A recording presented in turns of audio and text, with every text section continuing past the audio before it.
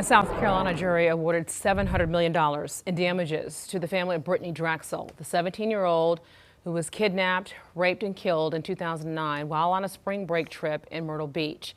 Now, after more than 2 hours, the jury decided Raymond Moody intentionally caused emotional distress on Drexel's mother, Dawn Conley.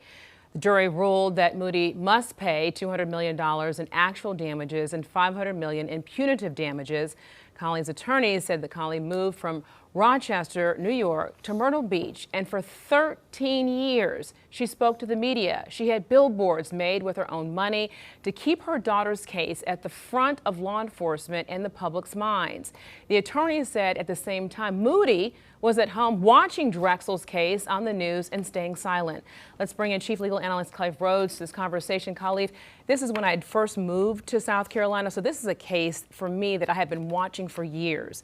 And just as I let in with that, for 13 years, this man sat and watched this mother. So when we talk about $700 million being awarded, we know this is the largest verdict in South Carolina history. The big question now is, do you think this will stand?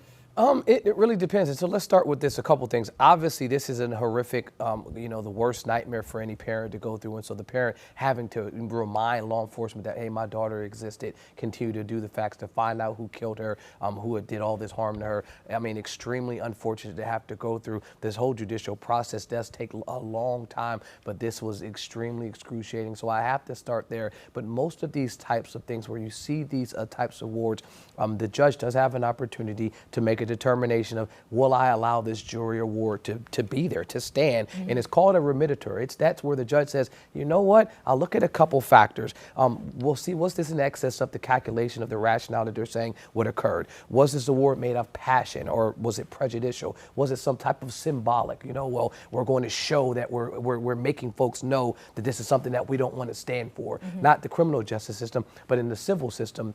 Sometimes jury want to send a message, and to be able to send a message that we won't stand for this and that we understand what you're going through, we'll have this a number that's extremely high. And then the last thing is it excessive and not supported by the evidence? And so the judge, oftentimes prompted by the defense attorney, will make that determination and say, you know what, this is something that I can't let stand, specifically on the punitive side, because this jury decision was both compensatory and punitive. So on that punitive, that is normally where you do want to show a punishment, normally where you do want to show some type of message, but is the message too high? So a couple of cases I can look at, the McDonald's case, the most famous one, the hot on the leg burning, $2.7 million. Judge later reduced that to $450,000.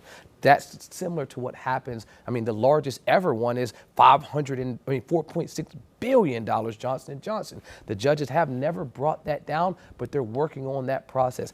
These are the type of cases where you're talking about civil judgments against a company, and it's not wrongful death, but it's some type of injury. In wrongful death, those are normally where you don't see much of a drop, but you don't see numbers as high as this. You're talking about 27 million or 30 million, not 700 million. I appreciate you giving us context, though, of just kind of explaining that, because that makes a lot of sense. But when you go back to it being symbolic or having some kind of symbolism, when you think about this is the largest amount that is awarded in the state, and I mean, let's just be frank, he doesn't have $700 million.